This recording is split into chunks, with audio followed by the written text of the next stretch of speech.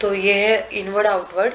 तो inward outward में वो लिस्ट है जो भी डॉक्यूमेंट्स हमारे ऑफिस में आते हैं पोस्ट थ्रू या जैसे भी आते हैं, तो उनके हम एक एंट्री करके रखते हैं सॉफ्टवेयर में कि किस तारीख को कौन सा डॉक्यूमेंट आया है और किस से आया है। और अगर हमने किसी को भेजा है कुरियर वगैरह किया तो उसकी एंट्री यहाँ पे होती है। तो सिंपल सा यहाँ पे लिस्ट है।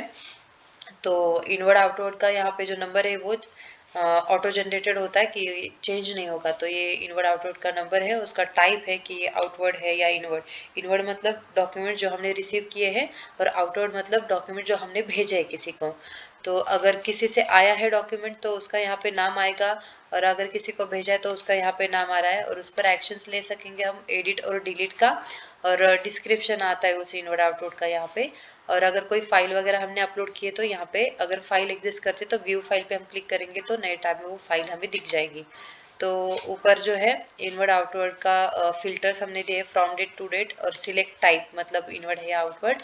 और फ्रॉम टू में अगर क्लाइंट को हमने इनवर्ड या आउटवर्ड किया है तो उस हिसाब से हम फिल्टर कर रहे हैं। या अदर एक आता है कि अगर क्लाइंट नहीं है और कोई थर्ड पर्सन है जिसको हमने भेजा है तो वो अदर हम यहाँ पे क्लिक करेंगे तो उसके हमें मिल जाएंगे पूरे रिपोर्ट। और ऑल करेंगे तो सबके मिलेंगे। तो इसका हम फॉर्म देखते हैं। तो टाइप पहले हम सिलेक्ट करेंगे इनवर्ड है या आउटवर्ड है, और उसका डेट सिलेक्ट करेंगे कि किस तारीख को आया है या गया है डॉक्यूमेंट।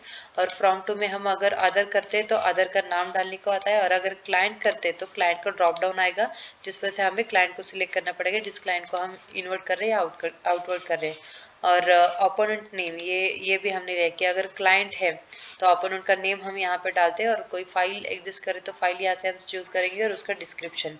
तो ये जो नेम का जो कॉलम है इसके नीचे हम देख सकते हैं कि जिसको जो क्लाइंट का नाम है वो तो यहाँ आ रहा है, लेकिन ओपोनेंट का अगर नाम डाला है तो यहाँ पे वो आएगा सामने ओपोनेंट के, और अगर नहीं डाला है तो ये बस खाली दिखेगा। तो ये हो गया इनवर्ड आउटवर्ड की लिस्ट।